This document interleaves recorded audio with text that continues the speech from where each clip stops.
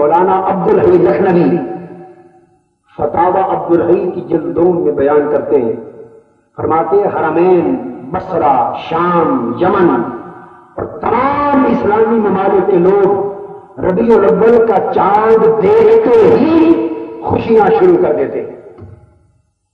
خدا را انصاف سے جواب دیجئے، اس کے سوا اور عید کس کو کہتے ہیں؟